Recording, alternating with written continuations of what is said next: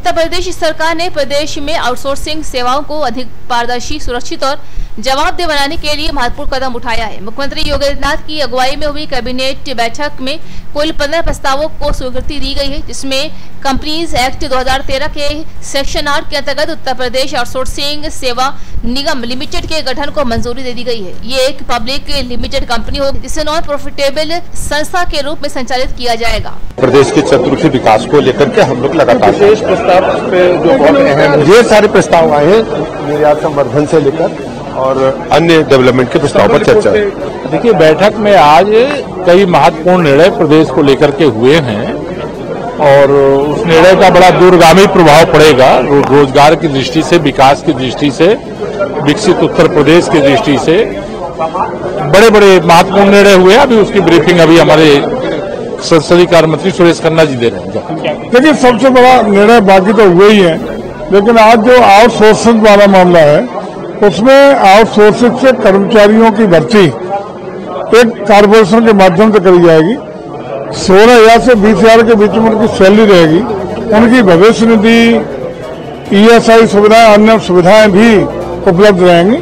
ये बड़ा निर्णय है और आरक्षण की व्यवस्था भी करने का निर्णय लिया गया। आज नहीं थी, उस पर सारे महत्वपूर्ण मुद्दे चर्चा में आए हैं आत्मनिर्भर बनाने के लिए, और आउटसोर्सिंग सबसे बड़ा मुद्दा उसमें था कि जो हमारे लाखों कर्मचारी जो थे, लाखों कर्मचारियों के साथ कुछ एजेंसियां अन्याय करती थी, उन्हें समय पर वेतन नहीं देती थी, कम थी, शिकायतें थी। उसे कारपोरेशन बनाकर रेगुलेट कराया। वहाँ आरक्षण का पालन भी होगा, वहाँ उनको समय से वेतन भी मिलेगा, जितना उचित वेतन निर्धारित है वो मिलेगा।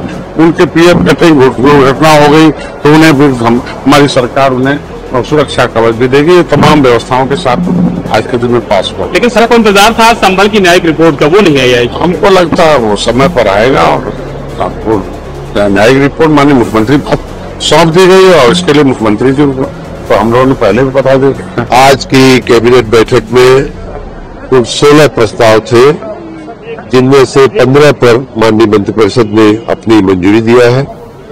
उन प्रस्तावों में एक महत्वपूर्ण प्रस्ताव हमारे नगर विकास विभाग का भी था, जिसमें कानपुर और लखनऊ में प्रायोगिक रूप से 20 रूटों पर प्राइवेट बसों के संचालन करने का प्रस्ताव था, जिसे माननीय मंत्रिपरिषद ने मंजूरी दिया है।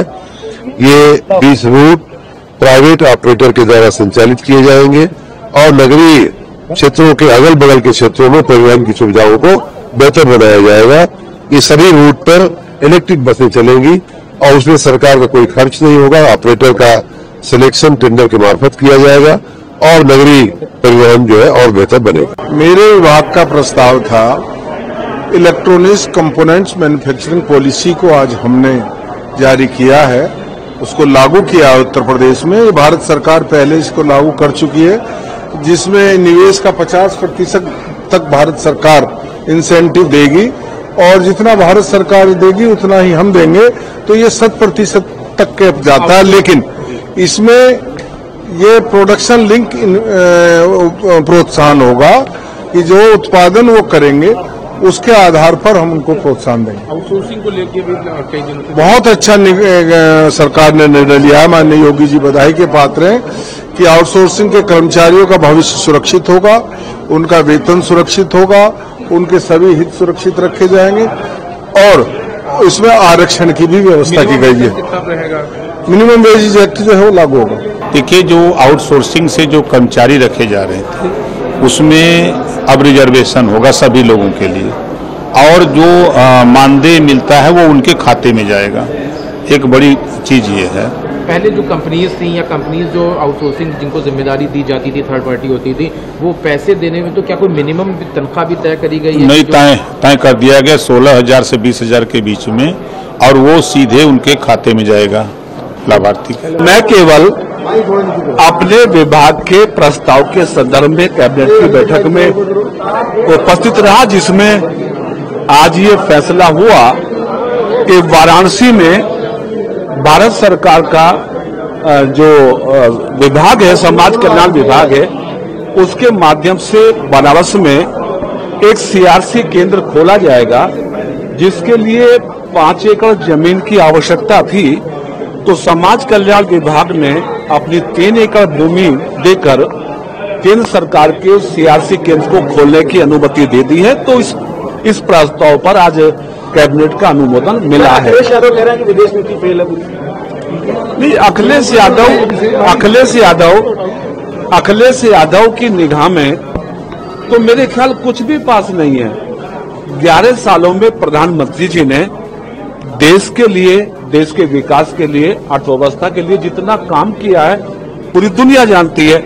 लेकिन अखिलेश यादव को विकास पसंद नहीं है, देश का आगे बढ़ना पसंद नहीं है, इसलिए वो इस तरह की बातें करके कहीं ना कहीं लोकतंत्र को कमजोर करने की कोशिश करते हैं। सच ये है कि अखिलेश यादव जी के मुद्दे में, उनके एजेंडे में विकास होता ही नहीं है। प्रधानमंत्री जी ने, मुख्यमंत्री जी ने उत्तर प्रदेश में भी डबल इंजन की सरकार के माध्यम से उत्तर प्रदेश को सर्वोत्तम प्रदेश बनाने में बड़ी कामयाबी हासिल की है। अखिलेश यादव को इसका अंदाजा 2027 के विधानसभा के चुनाव में हो जाएगा। देखिए, शिक्षा, स्वास्थ्य, सुरक्षा और रोजगार का अवसर, इंफ्रास्ट्रक्चर को मजबूत करना सरकार की संकल्प है, प्राथमिकता है। और रोज नवाचार करके सरकार उत्तर प्रदेश की सम्मानित जनता के जीवन को आसान बनाने का प्रयास करती है। तो मुझे लगता है कि ये तमाम बिंदुओं को छूते हुए विषय आज की कैबिनेट में आएंगे और उस पर बहुत विस्तार से हम चर्चा करेंगे।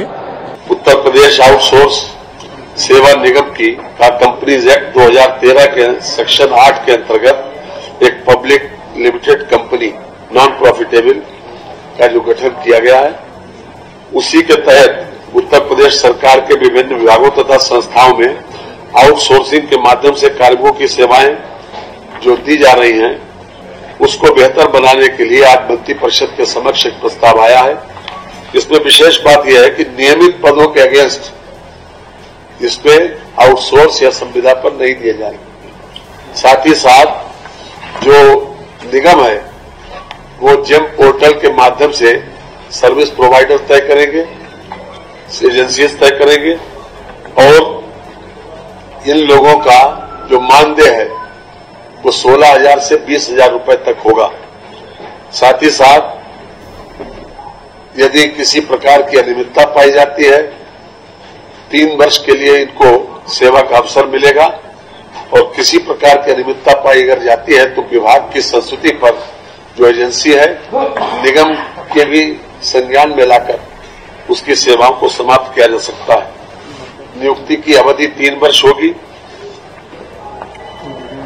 और मैं समझता हूं कि अभी तक की जो आउटसोर्सिंग के लोग जो तरह तरह की बातें चल रही थी और काफी दिनों से इस बात की प्रतीक्षा थी, उसमें उन लोगों को विशेष रूप से सुविधा मिलेगी। इन लोगों को 1 तारीख से लेकर 5 तारीख तक इनका वेतन मिल जाएगा और जितने भी जो प्रोविडेंट फंड का जो प्रोविजन है, ईएसआई का है, वो सब कुछ इनके खाते में ही जाएगा जो उस कार्मिक होगा, अर्थात जो किसी न किसी रूप में सेवारत होगा उसी के उसमें